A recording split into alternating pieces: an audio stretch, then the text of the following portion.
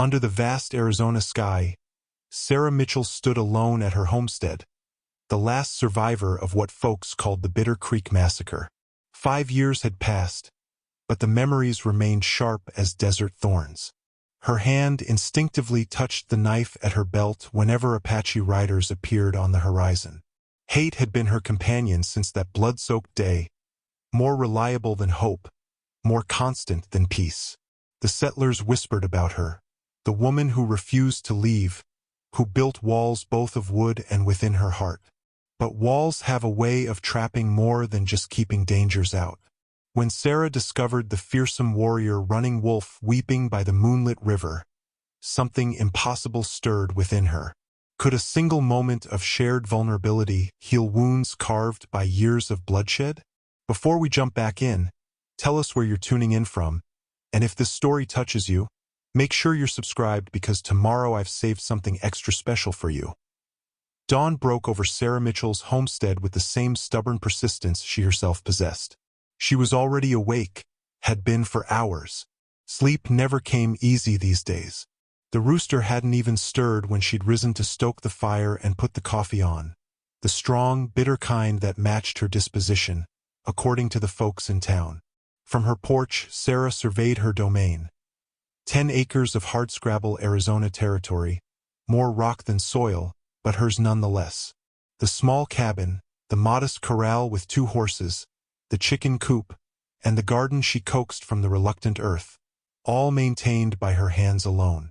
5 years of solitary existence had hardened those hands, calloused them against more than just physical labor.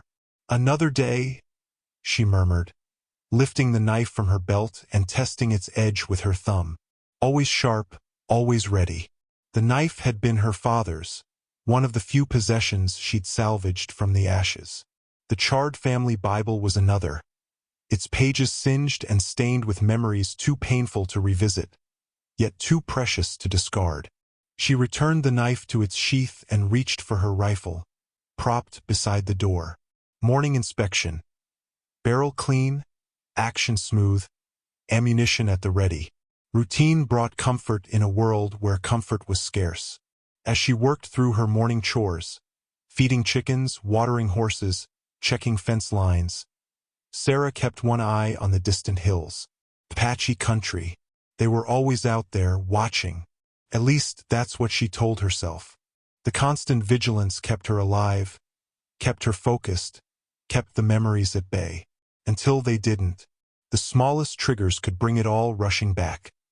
The acrid smell of smoke, her mother's screams, her father's futile last stand, her brother's small body crumpled beside the overturned wagon. Sarah had survived only by chance, sent to fetch water from the creek moments before the raid began. She'd hidden in the brush, watching her world burn, powerless to stop it. She paused at the garden, fingers brushing against the green shoots of corn. Growth amid desolation. Some might call it hope. Sarah called it necessity. The sound of approaching hoofbeats snapped her back to the present. Her hand flew to her knife, but she relaxed slightly upon recognizing Thomas Cooper's weathered frame atop his dun gelding. "Morning, Miss Sarah," he called, touching the brim of his hat. A widower of 3 years, Cooper had been bringing excuses to visit for nearly as long. Today it was a sack of seed potatoes. "Thought you might could use these for your planting." "Much obliged," she replied, keeping her distance. Cooper was decent enough, respectful of her space, handy with tools, good with horses. In another life, perhaps she might have welcomed his attentions. "Army patrol came through yesterday," he said, dismounting with a grunt. "Lieutenant says there's been Apache activity north of here. Thought you should know." Sarah nodded, her expression unchanged. "There's always Apache activity, Mr. Cooper. They're saying it's running Wolf's band." Cooper watched her carefully. Man's got a reputation. Running Wolf. Even his name carried weight. The settlers spoke it in hushed tones. The warrior who'd never been defeated, who moved like a shadow, whose counsel even the chief respected. Sarah had glimpsed him once, from a distance, during a hunting trip that had taken her farther from home than usual. He'd stood on a ridge, tall and imposing, surveying the valley below. Even from afar, his presence had commanded respect and ignited her hatred anew. "I appreciate the warning," she said finally, "but I'm not leaving. Not now, not ever." Cooper sighed, a sound of practiced patience. "Nobody's asking you to leave, Sarah. Just to be careful." After Cooper departed, Sarah retrieved the Bible from its place on the shelf.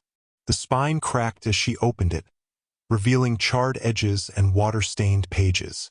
The family record was still legible, though barely. Births, marriages, deaths all recorded in her father's steady hand. All except the final deaths.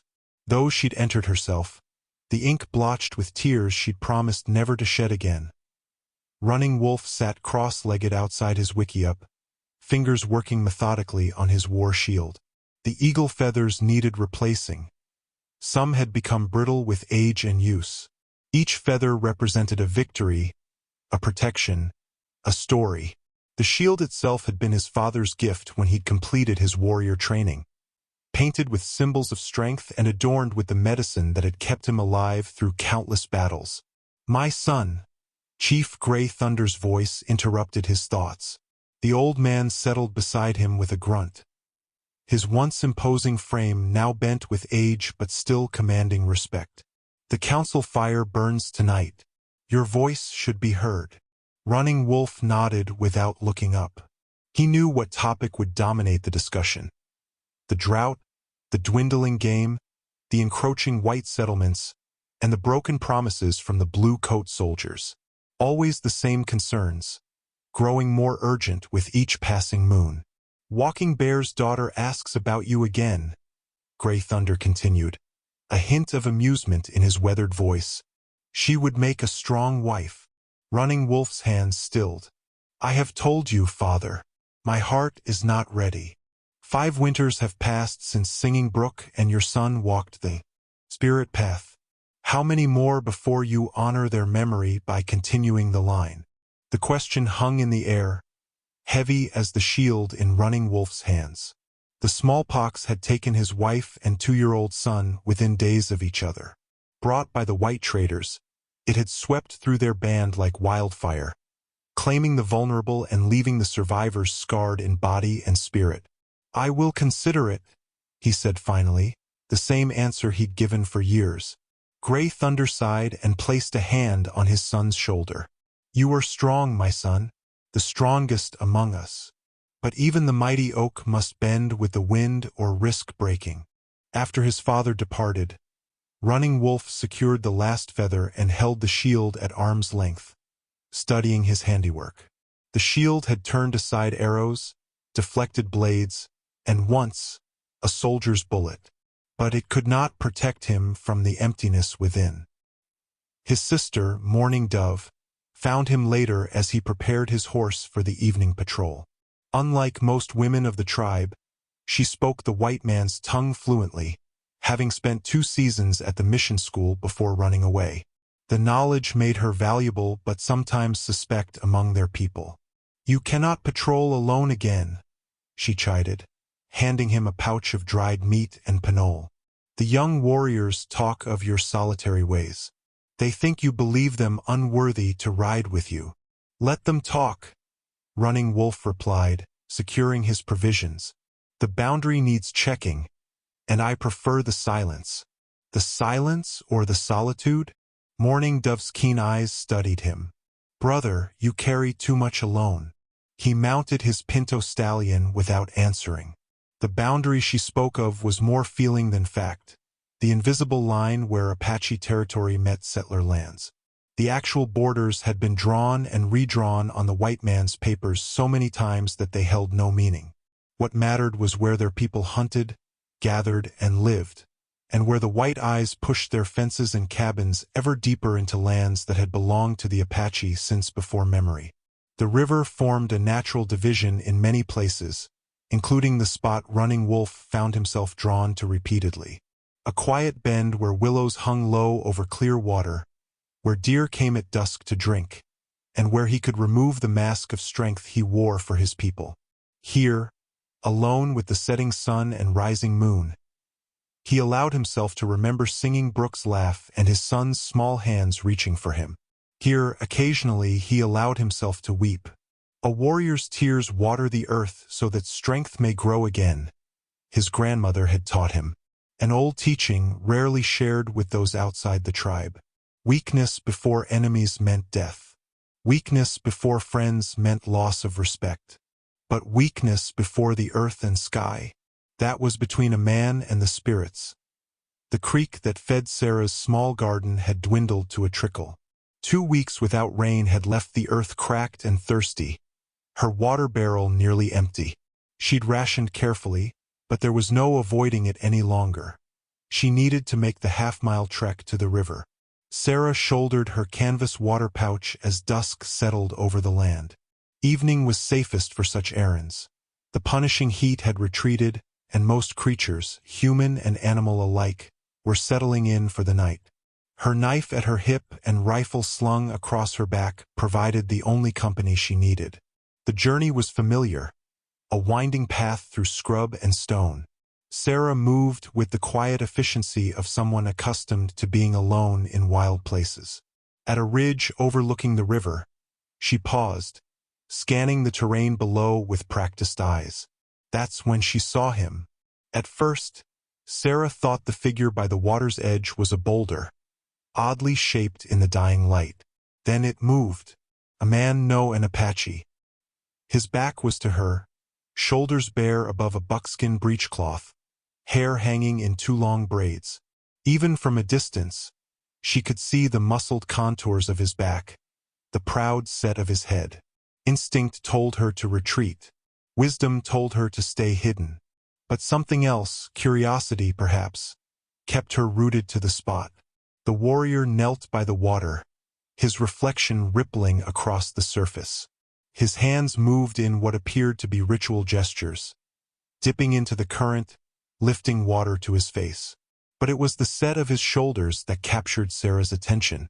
They shook, ever so slightly, with what could only be silent weeping. A twig snapped beneath her boot. The warrior spun, rising in one fluid motion, hand flying to the knife at his waist. Sarah froze, suddenly exposed on the ridge, caught between fleeing and standing her ground. Recognition flashed across his features. Not of her specifically, but of what she was. A white woman alone where she shouldn't be. In the fading light, Sarah could see his face clearly for the first time. Strong cheekbones, piercing eyes, and glistening tracks of tears still visible on his skin. Running wolf could be no other. For a heartbeat that seemed to stretch into eternity, they stared at one another across the divide of water and history and blood. Sarah's hand had moved to her knife, but she didn't draw it. Something in his expression, the raw vulnerability rapidly hardening into stoic dignity, stayed her hand. He spoke, a single word in Apache that she didn't understand but somehow felt the meaning of, a warning, a question. Sarah's voice caught in her throat. What could she possibly say? That she meant no harm? That she'd seen his moment of private grief? That 5 years of hatred was suddenly complicated by this single human moment? Running Wolf's eyes narrowed, his gaze taking in her worn clothes, the water pouch, the weapons. Assessing, calculating. He said something else, longer this time, the words flowing like the river between them. Sarah shook her head. I don't understand, she managed. For another long moment he studied her. Then, with deliberate slowness, he wiped the evidence of tears from his face and straightened to his full height. The vulnerability she'd witnessed vanished completely, replaced by the impassive mask she'd expected from a warrior of his reputation. Without another word, he turned and melted into the tree line on the far bank, leaving Sarah alone with her empty water pouch and racing heart. That night, sleep eluded her completely. The image of Running Wolf kneeling by the river played behind her closed eyelids like a fever dream. The fearsome Apache warrior, the enemy she'd been taught to hate and fear, reduced to a man mourning in solitude. It humanized him in a way that threatened the very foundation of her existence these past 5 years. Hatred was simple. It required no nuance, no understanding. But what she'd witnessed was undeniably human. And if Running Wolf was human, capable of grief, of pain, what did that make the rest of his people? Sarah rose from her bed and moved to the window, staring toward the river hidden by darkness and distance. Something had shifted inside her, subtle yet seismic, like the first tremor before the earth gives way entirely. 3 days passed before Sarah returned to the river. 3 days of restless sleep and distracted work, her thoughts continually drawn to the warrior and his tears. She told herself she needed water again, a practical reason that disguised the truth even from herself. This time she brought her father's pocket watch. A strange talisman to carry, perhaps, but its weight in her pocket grounded her. The silver case was dented, the glass face cracked, its hands frozen at 10:17, the moment the Apache raid had begun 5 years ago. Sarah had never attempted to wind it again, letting it mark that terrible moment forever. She approached more carefully this time, moving toward a different spot along the riverbank. No sign of Running Wolf. Relief and disappointment mingled as she filled her water pouch. As she straightened, something caught her eye across the water. Movement where there should be none. Following an impulse she couldn't explain, Sarah left her filled pouch on the bank and began tracking along the edge of the river, deeper into Apache territory than she'd ventured since the massacre. Her father had taught her to read sign. Broken twigs, disturbed pebbles, bent grass, and she found enough to follow. Either Running Wolf was getting careless or he wasn't concerned about being tracked. The trail led her to a ridge overlooking a small valley. Below, tucked against the protective embrace of a red rock cliff, stood an Apache encampment. From her vantage point, Sarah could see the domed wickiups, the central fire pit, children playing, women working at daily tasks. So different from the screaming, painted warriors of her nightmares. She spotted Running Wolf immediately. He stood tall among his people, gesturing as he spoke with a group of men. Even from a distance, the mantle of leadership was evident in his bearing. This was not the same man she'd seen kneeling in grief by the river. "You should not be here, white woman." The voice behind her nearly stopped Sarah's heart. She whirled, knife half drawn, to find herself facing an Apache woman perhaps a few years younger than herself. The woman's dark eyes were wary but not hostile, her hands empty of weapons. "I mean no harm," Sarah said, though the words felt hollow with her knife still in her hand. "Then why do you watch us? Why do you follow my brother?" Brother. This must be the sister Running Wolf had mentioned to the chief, Mourning Dove, if Sarah remembered correctly from Cooper's gossip. Sarah slowly resheathed her knife. I didn't mean to." The truth was too complicated to explain, even to herself. Mourning Dove studied her with unsettling intensity. "I have seen you before. The woman who lives alone. The one they call Bitter." Sarah flinched at the description. "I have a name. Sarah Mitchell." "Names have power," Mourning Dove replied. "We do not give them lightly to strangers." A moment of awkward silence stretched between them. Sarah's hand drifted to her pocket, fingers closing around the watch. "What is that?"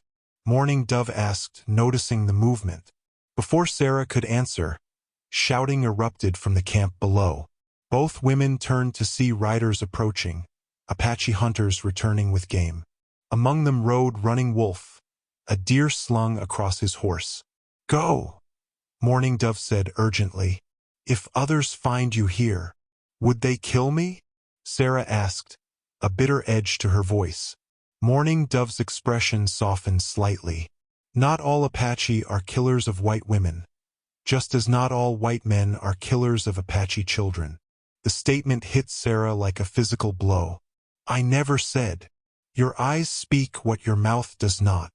Mourning Dove gestured toward the path away from the camp. "Go now. The drought makes tempers short and memories long." As Sarah retreated, The pocket watch seemed to grow heavier. For the first time, she wondered about the raid that had taken her family. Had it been Running Wolf's band? The question had never mattered before. Apache was Apache in her mind, all equally guilty. Now, uncertainty crept in like morning mist, impossible to grasp but impossible to ignore. Thomas Cooper was waiting at her cabin when she returned, concern etched in the lines of his weathered face. "Where've you been, Sarah?" "Been waiting near an hour." "Fetching water," she replied, not meeting his eyes. "Takes an awful long time to fetch water these days." His tone was gentle but probing. "Folks are talking about Apache sign near Miller's Creek. Too close for comfort." "I can handle myself," Cooper sighed. "Never doubted it. But there's word Running Wolf himself was spotted not 3 miles from here. Man's dangerous, Sarah. Unpredictable." Sarah thought of the tears she'd witnessed, of Mourning Dove's words. Unpredictable, yes. Dangerous? She wasn't so certain anymore. The storm came without warning. One moment, Sarah was mending fence line at the far edge of her property. The next, the sky turned an ominous green-black. Wind whipped across the plain, bending scrub brush and sending dust devils swirling.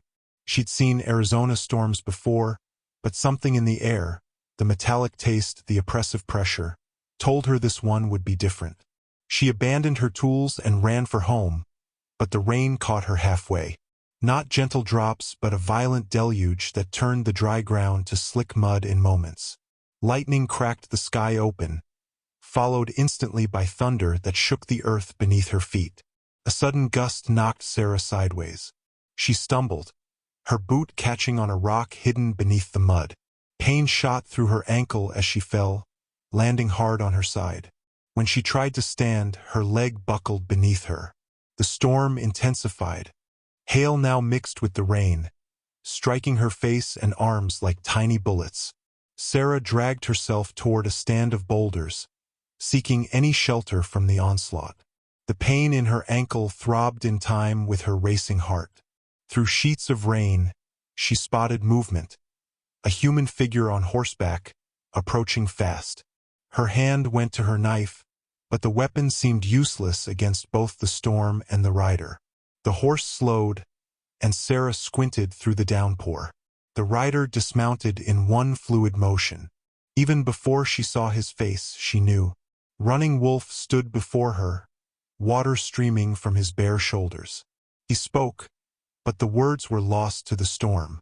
When she didn't respond, he crouched beside her, eyes assessing her injury. Sarah tensed, every instinct screaming danger, but pain and pragmatism kept her still. He gestured to her ankle, then to his horse, his intent clear. He was offering help. "I don't need Apache charity," Sarah shouted above the storm. Running Wolf's expression didn't change. He simply pointed to the sky, then swept his hand across the landscape. The storm was worsening and they were exposed. After a moment's hesitation, Sarah nodded. With surprising gentleness, Running Wolf helped her onto his pinto stallion, then swung up behind her. The proximity made her stiffen, but there was no time for objections as he guided the horse away from the open plain. They rode hard through the storm, not toward her cabin but toward the red rock formations that marked Apache territory. Sarah wanted to protest, but the pain in her ankle had become a fiery pulse, and the hail was striking hard enough to leave welts on her skin. Running Wolf led them to a shallow cave in the rock face. It wasn't deep, but the overhang provided shelter from the worst of the storm. He helped her dismount and settled her against the rear wall before tending to his horse. The shared silence was broken only by the storm's fury and the occasional stomp of the nervous pinto. Sarah watched as Running Wolf gathered what appeared to be medicinal herbs from a small pouch tied to his waist. He approached her cautiously, as one might a wounded animal, and gestured to her injured ankle. Pride warred with practicality. Finally, Sarah extended her leg, allowing him to examine the swollen joint. His touch was clinical, experienced. He spoke a few words in Apache, his tone questioning. I don't understand your language, Sarah said, the admission feeling like a surrender of sorts. To her surprise, Running Wolf responded in halting, accented English. Bad. Not broken. Need medicine. He indicated the herbs in his hand, then pointed to her ankle again, seeking permission. Sarah nodded, curiosity temporarily overriding suspicion. He crushed the herbs between his palms, added a small amount of water from his skin, and applied the poultice to her injury. The immediate cooling sensation offered blessed relief. As he worked, Sarah studied him openly for the first time. The fearsome warrior of reputation was indeed present in his movements. Efficient, controlled, powerful. But there was something else too, a carefulness that spoke of healing rather than harming. "Why help?" she asked. "I'm nothing to you." Running Wolf looked up, his dark eyes meeting hers directly. All life, worth saving. Before she could respond, fever from her injury washed over her in a wave, pulling her toward unconsciousness. The last thing Sarah saw was Running Wolf settling across from her, his face illuminated by lightning, no longer the enemy she'd imagined but something far more dangerous. A man she couldn't bring herself to hate. Sarah awoke to the sound of birds and the gentle play of sunlight on stone. For a disorienting moment, she didn't know where she was. Then memory returned. The storm, her injury, Running Wolf. He sat at the cave entrance, silhouetted against the morning light, working on something in his hands. A small knife flashed as he carved, wood shavings collecting at his feet. Testing her ankle, Sarah found the swelling had subsided considerably. The pain remained, but dulled to a manageable throb. She shifted position, and Running Wolf turned at the sound. "You wake," he said, his English basic but understandable. "Fever gone. How long was I asleep?" "One night. One day." He rose and brought her a water skin. "Drink." Sarah drank deeply, suddenly aware of her thirst. "I need to get back. My animals. Safe. Mourning dove tens." The thought of an Apache woman at her homestead should have alarmed her. Instead, Sarah felt oddly reassured. "Thank you," she said, the words unfamiliar when directed at an Apache. Running Wolf nodded, then returned to his carving. Sarah watched his skilled hands shape the wood with surprising delicacy for a warrior. "What are you making?" she asked after a while. He hesitated, then crossed to her and held out his work. A small wooden horse, intricately carved, its flowing mane and alert ears capturing the essence of motion and spirit. "My brother had one like this," Sarah said softly, memories surfacing. "My father carved it for his 5th birthday. Just before." She couldn't finish. Running Wolf placed the horse in her palm. "For you. I can't. Take." His eyes held hers. "Remember, brother." Sarah's fingers closed around the carving. "How did you know?" "You speak. When fever. About brother. About family." He returned to the cave entrance. "Not my people. Who kill your family." The statement hung in the air between them, an offering of truth she hadn't expected. "How can you be sure?" "Different band. From mountains." He gestured westward. "Long enemies of my people also." The revelation should have changed nothing. Apache was Apache, that's what every settler believed. Yet knowing Running Wolf's people weren't responsible for her family's deaths loosened something in Sarah's chest, a knot of hatred partially untied. When she was strong enough to walk with Running Wolf's support, he helped her mount his horse for the journey back to her homestead. The ride was conducted mostly in silence, each lost in private thoughts. At the boundary of her property, he stopped. "I go no further," he said. "White men see. Not good." Sarah nodded, understanding the danger for him. "Thank you for everything." As she slid from the horse, Running Wolf reached into a pouch at his waist and withdrew a small bundle wrapped in soft leather. "For pain," he explained, handing it to her. "Morning dove show how." Sarah tucked the medicine into her pocket alongside the wooden horse. With a final nod, Running Wolf turned his mount and disappeared into the brush. Mourning Dove was indeed at the cabin, feeding the chickens with practiced ease. She looked up as Sarah limped toward her, relief evident in her expression. "You are well," she said, her English far more fluent than her brother's. "The storm was very bad." "Your brother found me," Sarah replied. "He helped me." Mourning Dove nodded. "Running Wolf has healing hands when he chooses not to use them for war." She gestured to Sarah's ankle. "He sent me with medicine. I will show you how to prepare it." Inside the cabin, as Mourning Dove demonstrated how to prepare the herbal remedy, Sarah noticed changes. The floor had been swept, water barrels filled, even a pot of stew simmered on the stove. "You didn't need to do all this," Sarah said, uncomfortable with the role reversal. An Apache woman caring for a white woman's home. "We are not enemies, you and I," Mourning Dove replied simply. "The true enemy is misunderstanding." After Mourning Dove departed, Sarah sat on her porch, turning the carved wooden horse in her hands. So similar to her brother's toy, yet distinctly Apache in its style. A bridge between worlds she'd thought forever separated by blood and hate. Word spread quickly. Thomas Cooper arrived the next morning, face tight with concern and something harder. "People are saying you were seen with Apache," he said without preamble. "That there was a woman at your place yesterday. One of them." "I was injured in the storm," Sarah replied carefully. "They helped me." "They helped you." Cooper's voice was flat with disbelief. "Sarah, these are the same savages who—" "Not the same," she interrupted.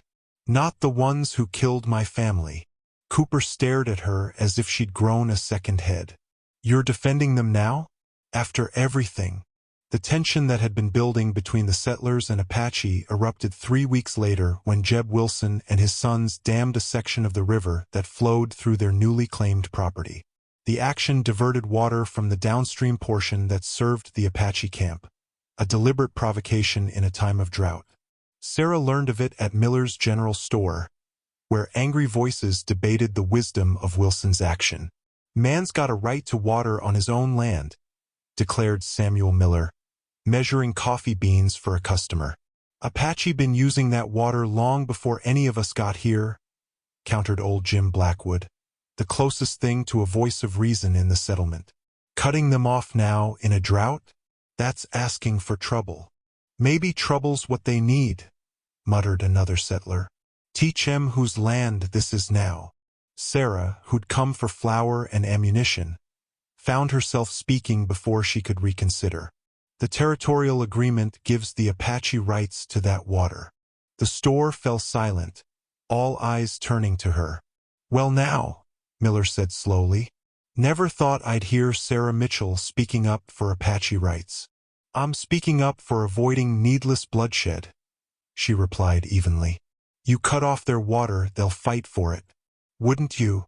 She paid for her supplies and left, uncomfortable with the speculative gazes following her.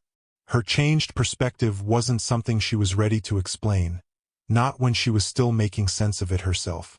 That evening, as she tended her garden, Sarah spotted a rider approaching, not from the direction of the settlement, but from the river. Running Wolf. He rode openly, making no attempt to conceal his approach. He dismounted at the edge of her yard, respectful of boundaries both seen and unseen. In the weeks since the storm, they'd developed an unusual routine. Sometimes she found small offerings at the river's edge, herbs, a particularly fine arrowhead, once a brace of rabbits. She'd leave items in return. Garden vegetables, a mended blanket she'd found forgotten in a trunk, a small jar of precious honey. But this was the first time he'd come directly to her home in daylight. "The dam," she said, understanding immediately. "I heard about it today." Running Wolf nodded, his face grave. "My father sends me to scout. Young warriors want to destroy dam. Take revenge. That would only make things worse." "Yes." He reached into a pouch and withdrew a folded paper. "This, from Blue Coat Fort, says water rights." Sarah took the worn document, a territorial map with annotations about water access rights. It was signed by representatives of both the Army and various tribal leaders, including Grey Thunder. "This proves your claim," she said. "But Wilson won't care about paper agreements. No. White men make paper talk, then make paper lie." There was no bitterness in Running Wolf's tone, merely stated fact. Sarah studied the map and idea forming. "Let me try to talk to them." To Wilson. Running Wolf's expression revealed surprise. "You would speak for Apache?" "I would speak for peace," she corrected. "For what's right." Their eyes held for a long moment. Something shifted in the air between them, an understanding deeper than words. "Why?" he asked finally. "Why help?" Sarah thought of the wooden horse, of Mourning Dove's kindness, of Running Wolf's gentle hands tending her injury, of the grief she'd witnessed by the river that first night. "Because I was wrong," she said simply. "Not all Apache are my enemy, just as not all white settlers are yours." The next morning, Sarah rode to the Wilson property, the territorial map tucked inside her shirt. Jeb Wilson met her at his fence line, shotgun resting casually in the crook of his arm. "Heard you been getting friendly with the Apache," he said by way of greeting. "Figured it was just talk." "I've come about the dam," Sarah replied, ignoring the accusation. "It violates the territorial agreement." Wilson spat on the ground. "Don't much care about any agreement with savages. Those savages have legal rights to the water you're diverting." "Legal?" Wilson laughed harshly. "Ain't no law out here except what a man makes with his own hands. There will be trouble if the water isn't restored." "Counting on it." Wilson's eyes narrowed. "They come anywhere near my dam, they'll get a bellyful of lead. You can tell your Apache friends that." "They're not my friends," Sarah said, the denial, feeling hollow even as she spoke it. "But they are people defending their survival, just like you would." Wilson stepped closer, his voice dropping to a menacing rumble. "You know what we call white women who take up with Apache?" Sarah met his gaze steadily. "Careful, Wilson. That's dangerous talk. No more dangerous than what you're doing." He gestured dismissively toward her horse. "Get off my land, and you might want to think hard about whose side you're on." As she rode away, Sarah knew she'd failed. More concerning was the realization that Wilson seemed to want conflict. Some of the settlers did, as if they needed an excuse to do what they'd been wanting to do all along. Push the Apache out completely. A week after the confrontation with Wilson, Sarah found herself restlessly pacing her cabin. The situation at the dam had deteriorated. Apache warriors had tried to breach it 2 nights ago, and Wilson's oldest son had been wounded in the exchange of fire. The settlement buzzed with talk of forming a militia to solve the Apache problem once and for all. Sarah's thoughts turned to the family Bible, its charred edges a testament to her own loss. She hadn't opened it in months, finding the memories too painful. Now, something compelled her to retrieve it from its shelf. As she turned the fragile pages, a folded paper slipped from the binding. Yellowed with age, sealed with wax now brittle and cracked. Her father's handwriting marked the outside. "In the event of my death, for Sarah." With trembling fingers, she broke the seal. Inside was a journal, its pages filled with her father's neat script, dated entries spanning the 2 years before the massacre. April 12, 1866. Received my commission today as Indian agent for the Western Apache. Governor Goodwin believes my experience as a surveyor will help establish fair boundaries for the reservation lands. I pray I can do right by both the settlers and the native peoples of this territory. Sarah stared at the words, disbelief washing over her. Her father, an Indian agent? He'd told the family he was working as a territory surveyor during his frequent absences. Why would he hide this? She read on, entries detailing meetings with Apache leaders, including a young chief named Gray Thunder. Her father wrote of his growing respect for the Apache ways, his frustration with broken government promises, his determination to secure fair treatment. November 3, 1866. Reported Lieutenant Colonel Barrett's unauthorized seizure of Apache hunting grounds to the War Department today. The man is a danger to peaceful relations, caring nothing for treaties or human dignity. His hatred for the Apache is matched only by his ambition. He has threatened me directly, but I cannot back down. Too many lives depend on maintaining the peace we've established. Sarah's heart pounded as she continued reading. The final entry was dated just 3 days before the massacre. February 19, 1867. Barrett has been reassigned to our region despite my objections. I fear what this means for our work. Have hidden copies of the true boundary agreements in case anything happens to the originals. Gray Thunder and I spoke at length today about keeping hot-headed young men from both sides in check. I worry for what will come. If anything happens to me, Sarah must know the truth. The truth. Sarah felt as if the ground had shifted beneath her. All these years, she'd believed her family died because they were settlers in Apache territory. But what if it had been something else entirely? What if her father had been targeted specifically because of his work? She needed answers. After securing the journal inside her shirt, Sarah saddled her horse and rode toward Fort Whipple, where the Army maintained its regional headquarters. Captain James Reynolds had been her father's friend, one of the few who'd helped her in the aftermath of the massacre. Now retired but still living near the fort, he greeted her with surprise. "Sarah Mitchell. Been an age since I've seen you. I need to know about my father," she said without preamble. About his work as Indian agent. Reynolds' weathered face registered shock, then resignation. "So you finally found out. Always wondered if Robert left something behind. Why didn't you tell me? What good would it have done? You were a broken girl of 17. Telling you your father died because he was trying to protect the very people you believed killed him." Reynolds shook his head. "Didn't seem right. So it's true? The Apache didn't raid our homestead because we were settlers? The raid wasn't Apache at all. At least not Gray Thunder's people." Reynolds lowered his voice. "It was made to look like Apache. Barrett hired mercenaries, some renegade Apache from a western band, mixed with the worst kind of white men. They wanted your father's documentation of the real boundaries and water rights." Sarah felt the world tilting. "And my mother? My brother? Collateral damage." Reynolds' voice was gentle but unflinching. "Barrett wanted it to look like just another settler family killed by savages. No one would ask questions that way. This Barrett? Is he still alive? Colonel Barrett now. Runs Fort Apache down south. Man's built his career on managing the Apache problem." Reynolds studied her face. "What are you thinking, Sarah?" "That I've hated the wrong people for 5 years." As she rode back toward her homestead, a storm of emotions raged within Sarah. Grief rekindled by the revelations. Anger redirected toward those truly responsible.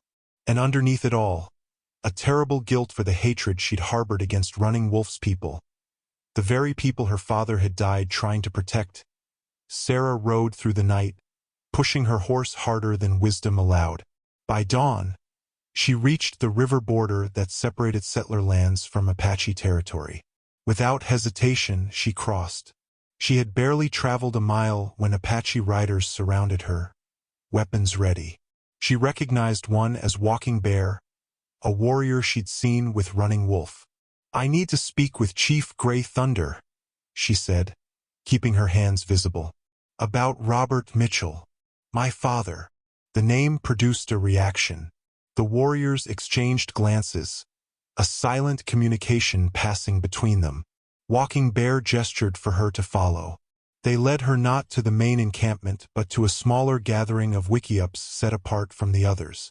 Outside the largest, Satan elderly man, his face deeply lined with age and experience, his eyes sharp beneath heavy brows. "Gray Thunder." Running Wolf stood at his father's side, surprise evident in his expression as Sarah dismounted. Mourning Dove emerged from a nearby wickiup, her presence a small comfort in this foreign territory. "The daughter of Mitchell comes to us," Grey Thunder said in clear English, surprising Sarah. "After many seasons." "You knew my father," Sarah said. It wasn't a question. Robert Mitchell was a friend to the Apache when few white men would claim such a title. The old chief gestured for her to sit. "Why do you come now?" Sarah withdrew the journal from inside her shirt. "I found this, my father's words, about his work, about what really happened." Running Wolf translated for his father, who nodded slowly. "We have waited long for truth to find light." "You knew? All this time?" Sarah looked between them, confusion evident. "Why didn't you tell me when we first met? Would you have believed?"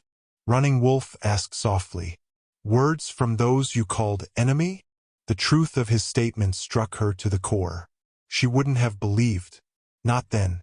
Grey Thunder spoke again, his voice carrying the weight of memory.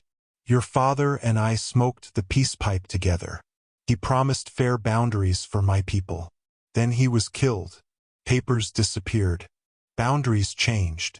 Mourning Dove stepped forward, speaking to her father in Apache, then addressing Sarah. "Our father wishes to know if you found the true maps your father hid." There were no maps in the journal, only his writings. The chief and Running Wolf exchanged concerned looks. Mourning Dove explained, "Without the original documents, Barrett's false boundaries stand. Our people continue to lose land, water." "What about the map Running Wolf showed me? The one with water rights marked?" "A copy only," Running Wolf said. "Army says not official. Need Mitchell's original with territorial seal." Sarah thought back to her father's final journal entry. "Have hidden copies of the true boundary agreements in case anything happens to the originals." He'd hidden them somewhere, believing Sarah would eventually find his journal and understand. "My father must have hidden them at our homestead," she said. "I need to go back and search." Running Wolf conferred briefly with his father, then turned to Sarah. "I will go with you." "No." The word came from Grey Thunder, firm and final. "Too dangerous. White men look for reason to blame Apache now, to start war." "But father, the woman can search alone. No Apache crosses to settler lands now."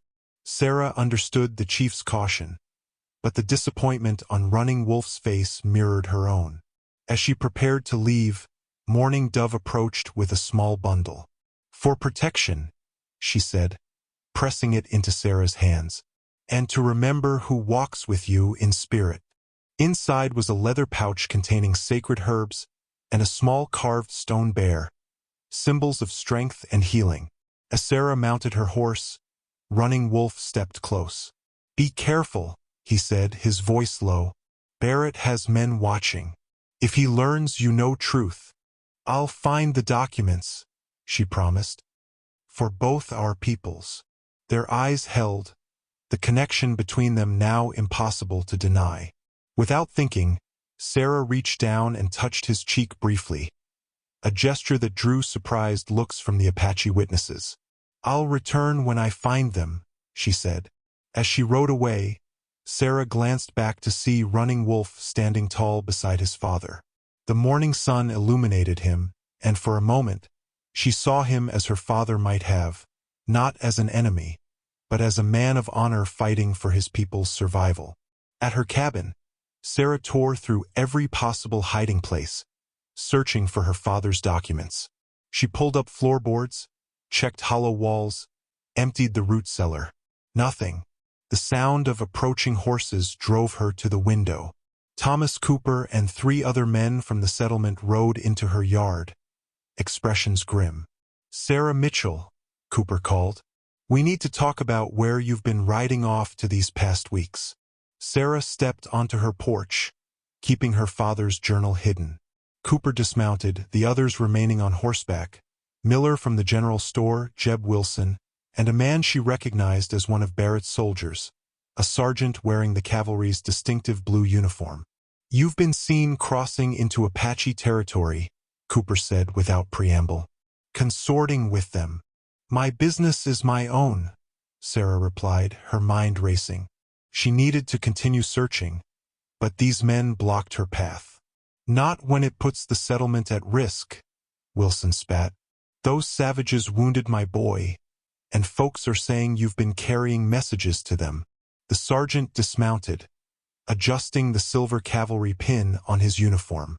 "Miss Mitchell, I'm Sergeant Davis, under Colonel Barrett's command. We have information suggesting you may be involved in stirring up the Apache.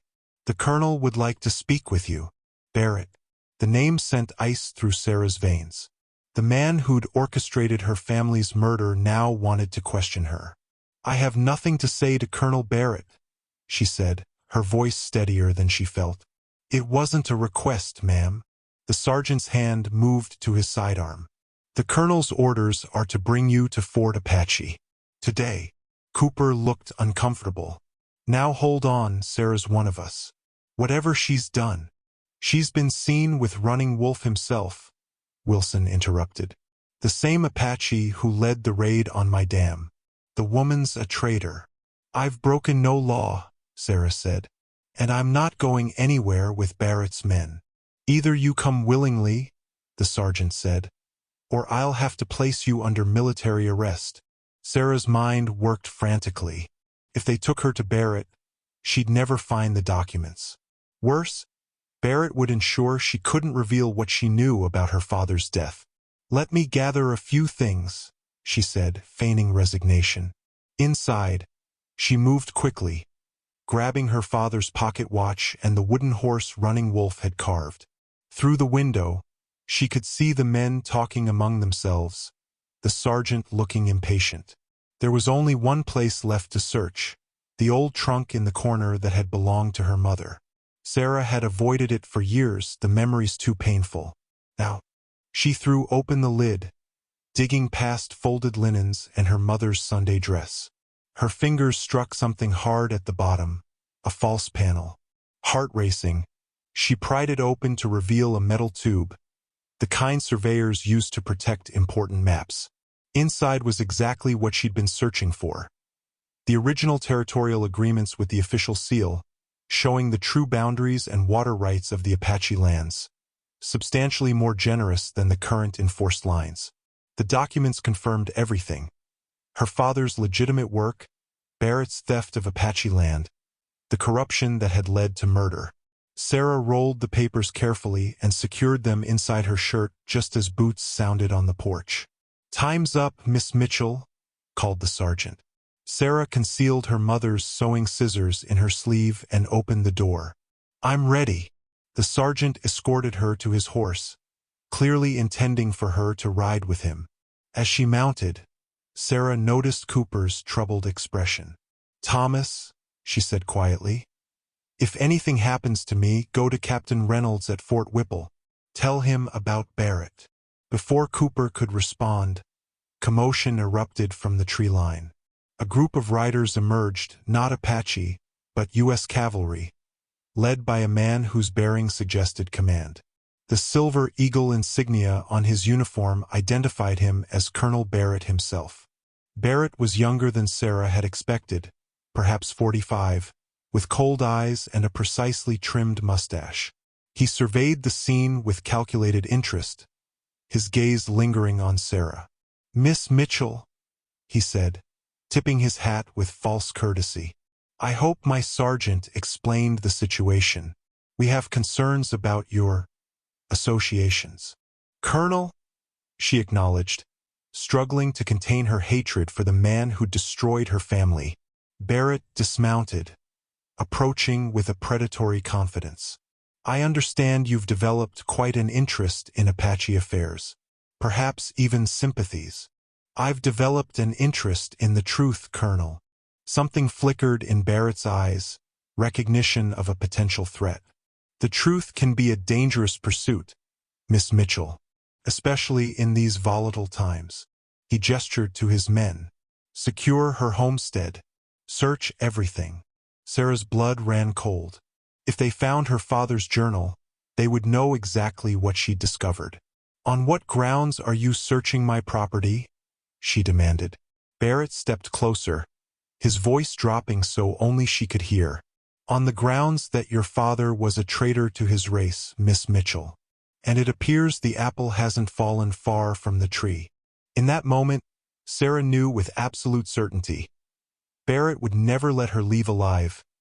Barrett's men tore through Sarah's cabin while she stood under guard, the precious documents concealed against her skin. Thomas Cooper watched with growing unease, his loyalties visibly conflicted. "Colonel," a soldier called from inside, "found something you should see." Barrett strode into the cabin, emerging moments later with her father's journal. His face betrayed nothing as he flipped through the pages, but Sarah saw his knuckles whiten. "It seems Miss Mitchell has been dabbling in historical fiction," he announced, snapping the journal shut. "Fabricating tales about her father's work." "Those are his words," Sarah said, "written in his own hand." Barrett's smile didn't reach his eyes. A daughter desperately seeking meaning in her family's tragic death. Inventing conspiracy where there was only savage violence. Quite understandable, but dangerous in our current situation. He turned to his men. "Prepare to escort Miss Mitchell to Fort Apache. She clearly needs protection from her own misguided sympathies." "Colonel," Cooper interjected, "there's no cause to take her. Sarah's not breaking any law by talking to Apache." "Mr. Cooper, your concern is noted." Barrett's tone was dismissive. "But when civilian activities threaten military operations, the Army has jurisdiction." A commotion at the edge of the property drew everyone's attention. A group of riders approached, settlers from town, led by Jim Blackwood. Behind them, dust rose from another approaching party. "More of your men, Colonel?" Sarah asked. Barrett's expression tightened. "No." The second group came into view. Apache warriors on horseback, at least 20, with Running Wolf and Chief Grey Thunder at their head. Despite Grey Thunder's orders, Running Wolf had come for her. Blackwood's party reached them first. "Colonel Barrett," the old man called, "word is you're arresting Sarah Mitchell. On what charges?" "This doesn't concern you, Blackwood," Barrett replied. "Military business.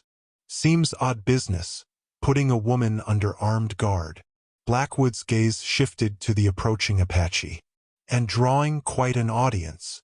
Barrett barked orders to his men, who formed a defensive line. The settlers spread out uncertainly, caught between military and Apache forces. Running Wolf raised his hand, halting his warriors at a distance.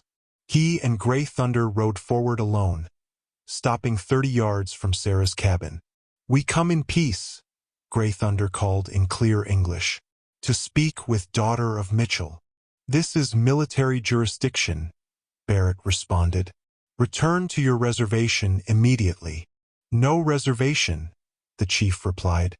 "This land, Apache land. By treaty with Mitchell." Barrett's face hardened. "Your treaties mean nothing. The official boundaries are well established." Sarah saw her opportunity in the standoff. If she could reach Running Wolf with the documents, Barrett's deception would be exposed. She took a step forward. "Stay where you are, Miss Mitchell," Barrett ordered, signaling to a soldier who grabbed her arm. "Let me talk to them," Sarah insisted. "I can convince them to leave peacefully." Barrett studied her, calculating. "You have 2 minutes. Any attempt to join them will be considered treason." The soldier released her. Sarah walked forward slowly, stopping halfway between the groups. Running Wolf dismounted and approached her alone. "You should not have come," she said quietly when they were close enough to speak. "It's too dangerous."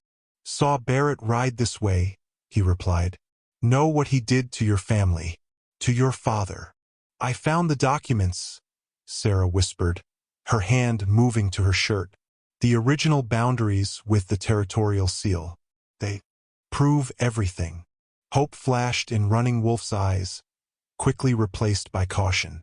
"Barrett will kill for those papers." I know. Sarah glanced back at the armed men. We need a distraction. Before Running Wolf could respond, a gunshot cracked the air. One of Wilson's men had fired nervously, the bullet kicking up dirt near the Apache warriors. The reaction was instant. Apache knocked arrows, settlers and soldiers raised rifles. Hold your fire, Barrett shouted, but Wilson's son fired next, an arrow from the Apache side answering immediately. Chaos erupted. Sarah grabbed Running Wolf's arm. We have to stop this. She looked around desperately, spotting her white cotton shawl hanging on the porch railing. Running to it, she snatched it up and ran between the firing lines, waving the makeshift white flag. Stop! She screamed. This is what Barrett wants. A bullet whizzed past her ear. Running Wolf sprinted toward her, reaching her just as Barrett himself drew his pistol and aimed. Get down! Running Wolf tackled Sarah as Barrett fired. Pain bloomed in Sarah's shoulder. Through the haze, she saw Running Wolf's face above hers, his expression shifting from concern to fury as he realized she'd been hit. Stay with me, he ordered, pressing his hand to her wound. Sarah clutched the front of his shirt. The documents, she gasped. Inside my blouse. Get them to your father. Barrett was advancing, pistol still raised. Around them, the shooting had momentarily paused at the sight of Sarah's blood spreading across the ground. You've made your choice, Miss Mitchell, Barrett called, his mask of civility gone. Siding with savages against your own kind. Running Wolf rose to his feet, positioning himself between Sarah and Barrett. His hand moved to his knife, but he didn't draw it. This woman speaks truth, he called out, his voice carrying to all present. Barrett killed her family, stole Apache land. Lies from a savage, Barrett sneered, but uncertainty rippled through the settlers and even his own men. Thomas Cooper stepped forward, rifle lowered. Let's hear what Sarah has to say, Colonel. She's been bewitched by Apache lies, Barrett said. Can't you see it? The Mitchell girl, who lost everything to Apache raiders, now bleeding for them. Sarah struggled to sit up, Running Wolf supporting her. The front of her blouse was stained crimson, blood seeping through her fingers as she pressed against the wound. It wasn't Apache, she said, her voice weak but clear. Tell them, Barrett. Tell them how you hired mercenaries to murder my family because my father had proof of your land theft. A murmur ran through the crowd. Barrett's jaw tightened. This is absurd. The girl is delirious from her wound. Then explain this, Sarah said, reaching painfully into her shirt to withdraw the rolled documents. My father's original survey maps with the territorial governor's seal. The true boundaries of Apache lands, including water rights to the entire river. Mourning Dove had slipped through the confused lines and now knelt beside Sarah, taking the documents and holding them up for all to see. Robert Mitchell was Indian agent, Gray Thunder called out. Friend to Apache. Barrett killed him to steal land. Barrett's face contorted with rage. Enough of this farce. He raised his pistol again, aiming at Sarah. The girl is a traitor, conspiring with hostiles against the United States Army. Stand down, Colonel. The new voice came from behind Barrett. Captain Reynolds rode forward, accompanied by several soldiers wearing Fort Whipple insignia, a different command from Barrett's. Captain Reynolds, Barrett acknowledged coldly. This is outside your jurisdiction. Not anymore. Reynolds dismounted, his manner calm but authoritative. I've been authorized by the territorial governor to investigate allegations against you, Barrett, including the murder of Indian agent Robert Mitchell and his family. Preposterous, Barrett scoffed. Based on what evidence? My testimony, said an unfamiliar voice. A soldier stepped forward from Reynolds' group. I was there, Colonel, part of the team you sent to silence Mitchell. You said it was for the good of the territory, but I've carried the shame for 5 years. Barrett's composure cracked. Private Willis, you're speaking treason. No, sir. I'm finally speaking truth. Willis looked at Sarah. I'm sorry, Miss Mitchell. Your father was a good man. He didn't deserve what we did. Barrett, seeing his position crumbling, made a desperate move. He fired at Sarah again, but Running Wolf pushed her aside, taking the bullet in his arm. Blood immediately soaked his sleeve, mingling with Sarah's blood already on his skin. Thomas Cooper raised his rifle and fired a single shot, striking Barrett's hand. The colonel's pistol fell to the dust as he howled in pain. Arrest him, Reynolds ordered his men, who quickly moved to secure Barrett. The sand beneath Sarah and Running Wolf was stained dark with their combined blood. Apache and settler blood indistinguishable as it soaked into the Arizona earth. Gray Thunder dismounted slowly, his aged frame moving with dignity as he approached his wounded son and the white woman who had risked everything for truth. The blood of our peoples mingles in the earth, he said, his voice carrying in the sudden stillness. Let this be the last bloodshed between us. He retrieved a pipe from his pouch, the same peace pipe he had once shared with Robert Mitchell. Lighting it with deliberate ceremony, he offered it first to Reynolds, who accepted with appropriate gravity, then to Jim Blackwood as the eldest settler present.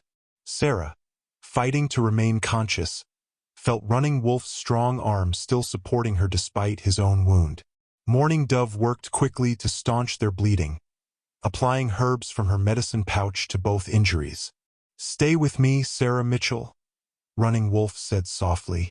Our story does not end here. Thomas Cooper approached cautiously, kneeling beside them. Sarah, I didn't know about your father, about any of it. Few did, she replied weakly. That was Barrett's protection, ignorance, and fear. Reynolds joined them, the documents in his hands. These will be registered with the territorial governor immediately. The true boundaries will be restored. He looked at Gray Thunder with respect. Your people have been wronged, Chief. I cannot undo that. History, but perhaps we can write a better future. The chief nodded, smoke from the peace pipe rising between them like a prayer. Sarah's vision began to blur, the faces around her swimming. The last thing she saw before consciousness faded was Running Wolf's concerned face and, beyond him, Apache and settlers cautiously lowering their weapons, enemies becoming uncertain allies in the wake of a truth too powerful to deny. Sarah woke to the scent of sage and the soft murmur of voices. For a moment, she was disoriented, the unfamiliar ceiling above her not that of her cabin. Pain throbbed in her shoulder, bringing memory rushing back. Barrett, the confrontation, Running Wolf shielding her. She turned her head to find Mourning Dove sitting nearby, grinding herbs in a small stone bowl. You are awake, Mourning Dove said, setting aside her work. 3 days you have slept. Running Wolf, Sarah asked, her voice rough from disuse. My brother heals. His wound was clean, the bullet passed through. Mourning Dove helped Sarah sip water from a clay cup. Your wound was more serious. The bullet had to be removed. Sarah realized she was in a wickiup, lying on soft furs. Why am I here? In your camp. It was not safe at your cabin. Barrett's men, though arrested, have friends. Mourning Dove adjusted the bandages on Sarah's shoulder with practiced hands. My father offered you protection of our people. And the settlers? Did they object? Some. Others helped build peace. Mourning Dove smiled slightly. The man Cooper brings supplies. Says he owes you debt for truth. Sarah tried to sit up, wincing at the pain. Mourning Dove supported her, arranging blankets behind her back. The documents? Sarah asked. Safe with Captain Reynolds. He rides to territorial capital with witness against Barrett. Mourning Dove paused. Your father's name will be cleared, his work honored. Emotion welled in Sarah's throat. 5 years of misdirected hatred and grief, finally finding proper resolution. The Wikiup's entrance flap moved, and Running Wolf ducked inside. His left arm was bound in a sling, but he moved with his usual fluid grace. Their eyes met, and something unspoken passed between them. "You are strong," he said simply, "to survive such a wound. As are you." Sarah gestured to his arm. "Thank you for what you did." Mourning Dove quietly slipped outside, leaving them alone. Running Wolf sat beside Sarah's pallet. "Barrett faces trial for many crimes. Your father's murder, theft of Apache land, attacks on peaceful settlements blamed on my people. Will it be enough? Will people believe the truth? Some already do. Others will take time." He reached out with his good hand, hesitantly touching her fingers. "What will you do now, Sarah Mitchell, when you are healed?" The question caught her off guard. For 5 years, her life had been defined by grief and hatred, by the walls she'd built around herself. Now those walls had crumbled, leaving her future unexpectedly open. "I haven't thought beyond finding the truth," she admitted. "My cabin is watched over by Cooper and Blackwood. Your animals are cared for." Running Wolf's expression grew thoughtful. "But perhaps there is another path." "What do you mean?" He rose and moved to the entrance, gesturing for her to look outside. With effort, Sarah joined him, leaning on his uninjured side for support. From the Wikiup's entrance, she could see the river gleaming in the distance.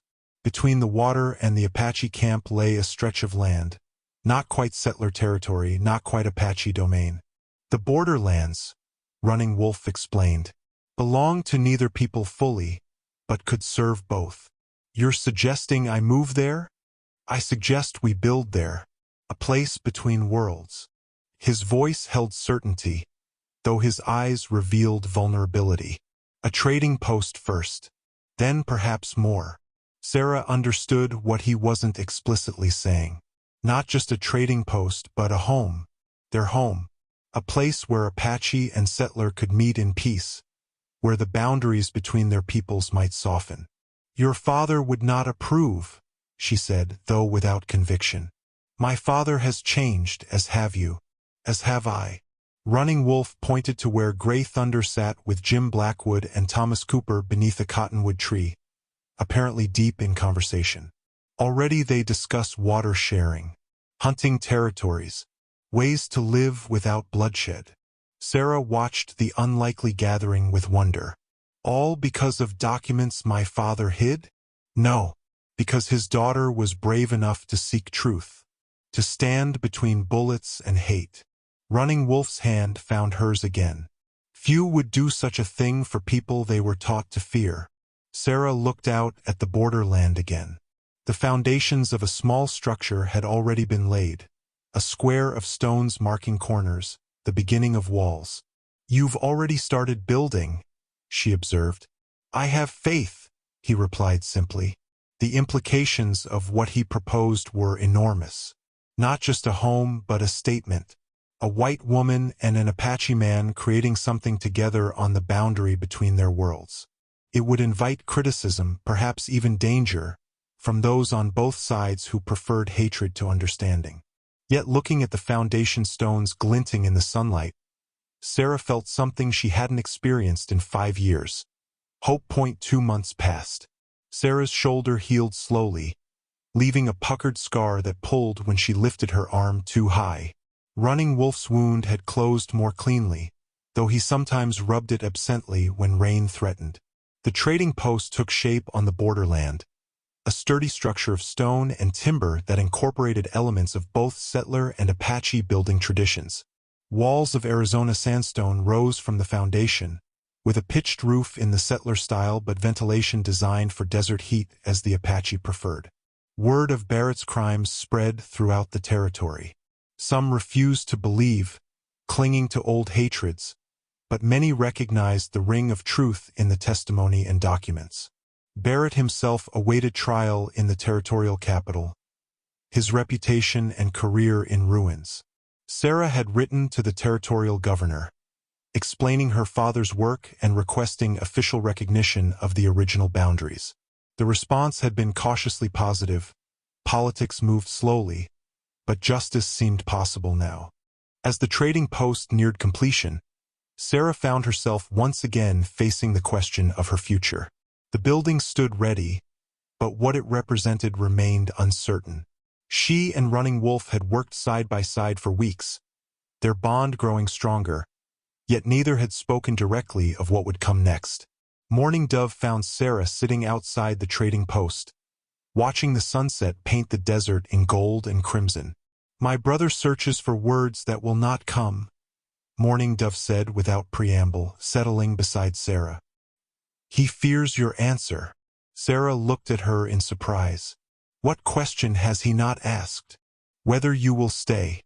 Whether this place will be home to both of you." Morning Dove's directness was refreshing. In Apache way, a man who builds home for woman speaks his intentions clearly. But Running Wolf walks between two worlds now. He does not know which customs to follow. "And what if I don't know which customs to follow either?" Sarah asked softly.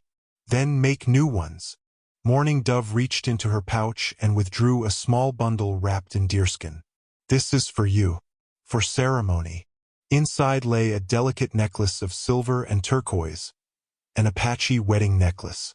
Sarah's breath caught. "I cannot accept this," she whispered. "It was Running Wolf's wife's," Morning Dove explained. "Singing Brook would want it worn again, not buried in memory. What would your people think? A white woman wearing this? Some will object. Others understand that the wind of change blows stronger than tradition sometimes." Morning Dove closed Sarah's fingers around the necklace. "Chief Gray Thunder has given blessing. The rest will follow or they will not. Their choice." That evening, as stars emerged in the desert sky, Thomas Cooper arrived with a wagon of supplies and unexpected news. "Territorial governor's sending a new Indian agent," he announced. "Fella named Williams. Arrives next week." Sarah tensed. "To enforce what boundaries?" "That's the thing," Cooper said, a hint of wonder in his voice. "Governors issued provisional recognition of the original Mitchell survey lines, pending final review. Says it's an act of good faith restoration." Running Wolf, who had been securing the trading post shutters for the night, joined them. "This is truth," Cooper nodded. "Got the notice myself, being on the settlement council now. Some folks aren't happy, but Blackwood and I convinced enough of them that peace is better than fighting over land we don't really need." "What changed their minds?" Sarah asked. "You did," Cooper said simply. "Standing in the line of fire that day, making us see what hatred truly costs." He glanced between her and Running Wolf. "And seeing you two working together on this place. Hard to hold onto old fears when faced with new possibilities." After Cooper departed, Sarah and Running Wolf stood in companionable silence, looking at their creation. A building bridging two worlds. "Tomorrow people come," Running Wolf said, "Apache and settler, to trade. Will it work?" Sarah wondered. "Can we really change things?" "Already have." He turned to face her fully. "Sarah Mitchell, I must ask what sits heavy on my heart." She waited, knowing what was coming. "This place, will you share it? Not just as trading post, but as home? With me?" Sarah took the wedding necklace from her pocket, holding it in her open palm between them. "Morning Dove gave me this. Said it was your wife's." Surprise and emotion crossed Running Wolf's face.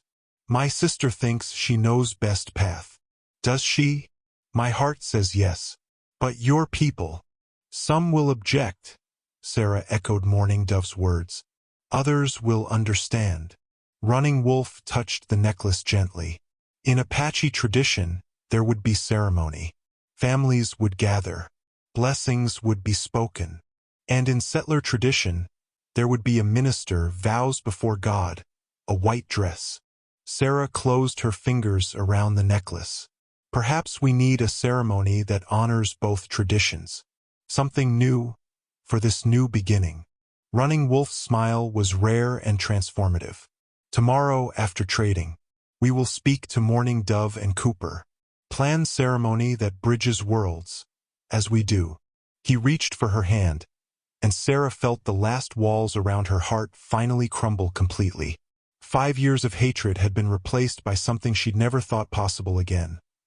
Love, born in the most unlikely of places, with the most unexpected of people. 1 year later, the trading post had become more than Sarah and Running Wolf had dared hope. What began as a simple structure for exchanging goods had evolved into a gathering place, a neutral ground where Apache and settler could meet without fear or hostility. The evening fire pit, ringed by smooth river stones placed in a perfect circle, had become the heart of this new community. Each stone had been carefully selected from the river that once divided their peoples, now serving as a symbol of connection rather than separation. Sarah stood in the doorway of their home, watching as Running Wolf welcomed a mixed group around the fire. Children, both Apache and settler, played together nearby, their laughter a testament to how quickly the young could abandon the prejudices of their elders. "Never thought I'd see the day," Jim Blackwood commented, joining Sarah with a cup of coffee in his gnarled hands. "Apache and white children playing together like it's the most natural thing in the world." "For them it is natural," Sarah replied. "They haven't learned to hate yet." The trading post had expanded with a second building that served as a schoolhouse 3 days a week. Morning Dove taught Apache traditions and language alongside Sarah's lessons in reading and mathematics. Parents from both communities had been hesitant at first, but pragmatism won out. Education was valuable regardless of its source. Running Wolf caught Sarah's eye across the gathering and smiled briefly before returning to his conversation with Thomas Cooper and Walking Bear. The three had formed an unlikely council that mediated disputes between their peoples, preventing small conflicts from escalating into violence. Barrett's trial had ended in conviction 6 months earlier. The former colonel would spend the rest of his life in prison for the murder of Robert Mitchell and his family, along with other crimes against both settlers and Apache. The full recognition of the original boundary lines had followed, though implementation remained an ongoing process. "Got a letter from the new Indian agent yesterday," Blackwood said, interrupting Sarah's thoughts. "Says the governor's planning to visit next month. Wants to see this experiment in peaceful coexistence for himself. Will that cause problems?" "Might. Politicians have a way of stirring things up." The old man sipped his coffee. "But what you and Running Wolf have built here, it's real. Solid. More than some political stunt." Sarah knew he was right. The changes weren't superficial or temporary.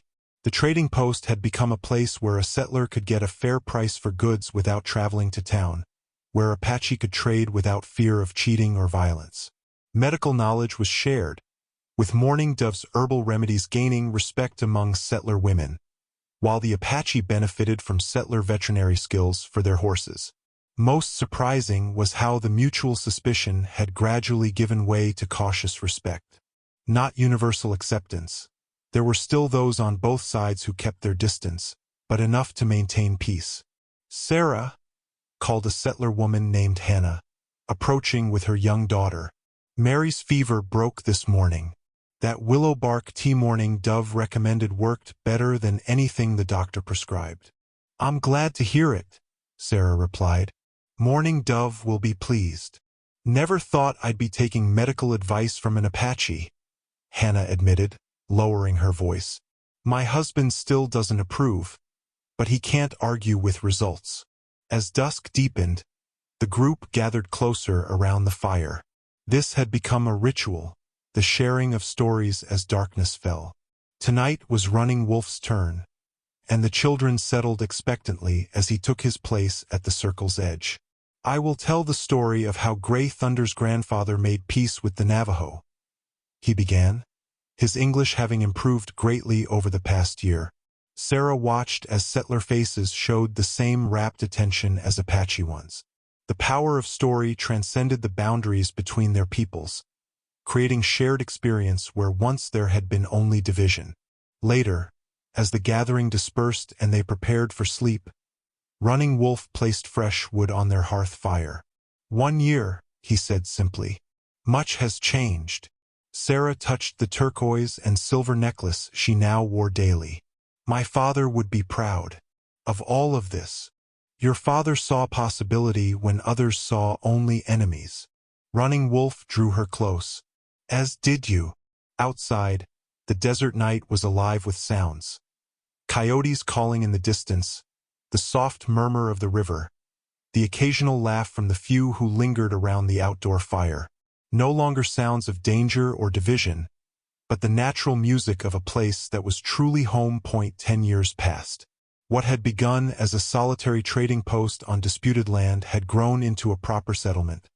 Neither fully Apache nor fully white, but something new altogether. Houses and wickiups stood side by side along what was now called Harmony Creek, a name that had replaced more divisive designations on territorial maps. Sarah sat at her desk by the window, the morning light illuminating the pages of her journal. Her handwriting filled nearly a dozen such books now. A decade of recording the daily life of their community, preserving its unique history for future generations. The children from both Morning Dove School and the town school will gather today for the planting ceremony, she wrote. This marks the 5th year of our shared harvest tradition, with each child responsible for tending their own plot throughout the growing season. What began as a practical measure during the drought has become one of our most cherished customs. She paused, glancing out the window to where Running Wolf stood with their twin 8-year-old sons, Michael and Talone. The boys had inherited their father's straight black hair and their mother's blue eyes, a visible embodiment of their bridged heritage. Running Wolf was showing them how to properly notch an arrow shaft, his hands guiding theirs with patient precision. Sarah smiled and returned to her writing. Chief Gray Thunder passed peacefully last winter.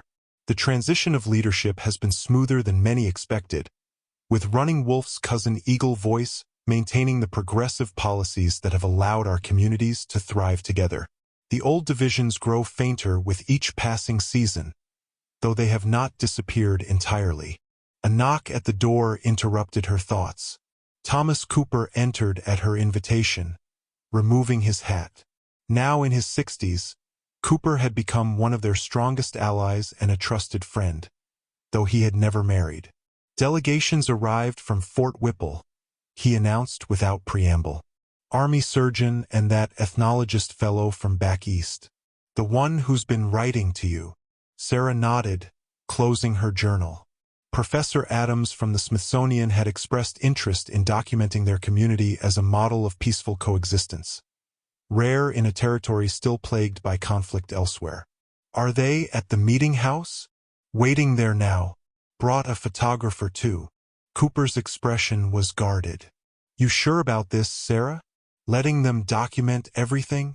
It was a fair question. Their community had flourished partly because they'd been left alone, allowed to find their own way without outside interference. Attention from Washington could be a double-edged sword. The world should know what's possible, she replied, when people choose understanding over hatred. Cooper nodded, though doubt lingered in his eyes. Running Wolf feels the same? He does. Sarah stood, smoothing her skirt. Our story deserves to be told truthfully, not as some romanticized tale that loses its meaning. As they walked toward the meeting house, Sarah observed how much had changed. Gardens flourished where once there had been only dust and scrub. Children of mixed heritage played alongside those of pure Apache or settler descent. The trading post itself had expanded into a proper store, managed now by Morning Dove and her husband, a former Army scout named Daniel who had stayed after escorting the new Indian agent years ago. Not all changes had been easy. Some settler families had left rather than accept Apache as equals. Some Apache had retreated deeper into traditional territories, uncomfortable with the blending of customs. There had been tensions, setbacks, moments when it all seemed likely to collapse. Yet they had persevered. Sarah's journals documented it all, the conflicts and resolutions, the marriages between communities, the births of children who knew no other way of life than this integrated one. In the meeting house, Professor Adams rose to greet her, a slender, scholarly man whose enthusiasm was evident in his rapid speech. Mrs. Wolf, an honor to finally meet you in person. Your letters have been most illuminating. I've drafted an initial monograph based on your accounts, but seeing this community firsthand, remarkable, truly remarkable. Mitchell Wolfe, Sarah corrected gently. We honor both traditions in our naming, as in all things.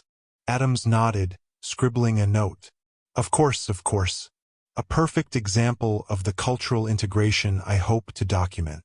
The ethnologist's gaze fell on her journal, tucked under her arm. Your historical record, I presume? The first-hand account you mentioned in your correspondence. Sarah placed a protective hand over the book. These were more than just historical records. They were the story of a dream realized, a testament to what courage and understanding could accomplish. They contained intimate details of struggles and triumphs, heartbreaks and joys, the raw material of lives transformed. Yes, she said, though not all of it is for publication. Some stories belong to the people who live them. Adams looked disappointed but nodded his understanding. Behind him, the photographer was setting up his cumbersome equipment, preparing to capture images of a community that had once seemed impossible. A place where former enemies had learned not just to coexist, but to thrive together. 20 years after Sarah first saw Running Wolf weeping by the river, Harmony Creek hosted its annual sunrise ceremony. What had begun as a purely Apache tradition had evolved into something unique to their community. A ritual that honored both cultures while celebrating their shared future. Dawn painted the eastern sky in delicate pinks and golds as people gathered by the river. Sarah stood beside Running Wolf, both of them now showing silver in their hair, lines of experience etched around their eyes. At 62, Sarah remained straight-backed and clear-eyed. Running Wolf, a few years older, carried himself with the same dignity that had first caught her attention decades ago. Their children were grown now. Michael had become a doctor, training first with Morning Dove and then at a medical college in the East before returning to serve both Apache and settler patients. Talon worked as a translator and guide for the territorial government, helping negotiate peaceful solutions where conflicts arose. The ceremony began with Morning Dove, now an elder herself, lighting the sacred fire. Around her neck hung the medicine pouch she had once given Sarah for protection, now a symbol of her position as healer and wisdom keeper. Thomas Cooper stood nearby, leaning on a walking stick, his once red hair now white. He had become the community's unofficial historian, working with Sarah to ensure their story was preserved accurately. His initial skepticism had long since transformed into fierce advocacy. We gather at sunrise, Running Wolf began, his deep voice carrying across the assembled crowd, to remember those who walked before us, whose sacrifices made our path possible. Sarah stepped forward with a leather-bound ledger. Names had been added each year, those lost to violence in the years before peace, and those who had passed peacefully since. She read them aloud, each name a stone in the foundation of their community. Robert Mitchell, Helen Mitchell, James Mitchell, her family, whose tragic deaths had eventually led to reconciliation rather than endless vengeance. Singing Brook, Little Eagle, Running Wolf's first wife and son, whose memory had been honored rather than erased by the new family he had formed. Chief Gray Thunder, the leader whose wisdom had allowed him to see beyond hatred to possibility. The list continued: Apache warriors, settler families, soldiers, children taken by illness. Each name represented a life that had touched their community, for good or ill. After the reading, people came forward one by one to place a stone in the river, watching as the current carried it away, a symbol of letting go while still honoring memory. Sarah and Running Wolf stood at the water's edge, their hands clasped as they watched the stones disappear beneath the surface. 20 years had transformed them both in ways neither could have imagined on the night their paths first crossed. I still remember your face that night, Running Wolf said quietly. The fear, the hatred, and I remember your tears, Sarah replied. The humanity I wasn't prepared to see. They had shared this reflection many times over the years, this acknowledgement of how far they had traveled from that first encounter. Yet it never lost its power, the recognition of how a single moment could alter the course of many lives. As the ceremony concluded, the community moved toward the large circular gathering space where tables had been set for a shared meal. Apache dishes sat alongside settler fare, another symbol of their integrated life. Sarah watched as a young Apache woman walked hand in hand with a settler man, their small daughter skipping between them. Similar couples dotted the gathering, the second generation for whom the old divisions held little meaning. "We did this," she said to Running Wolf, nodding toward the scene before them. "No," he corrected gently. "We started it. They continue it." Sarah understood his meaning. What they had built would outlast them. Not just the physical settlement, but the idea that enemies could become allies, that understanding could replace fear, that love could grow in the most unlikely soil. As the sun climbed higher, casting its golden light across Harmony Creek, Sarah felt a profound sense of completion. The journey that had begun with her hand instinctively reaching for a knife at the sight of an Apache had culminated in this moment, surrounded by a community that defied the hatred and division of the world beyond their boundaries. "The river runs one way," Running Wolf said, echoing an Apache saying he had taught her long ago. "But its waters touch both shores equally." Sarah nodded, resting her head against his shoulder as they watched their legacy unfold before them. Not in monuments or battles won, but in the simple, revolutionary act of former enemies breaking bread together under the vast Arizona sky that belonged to them all.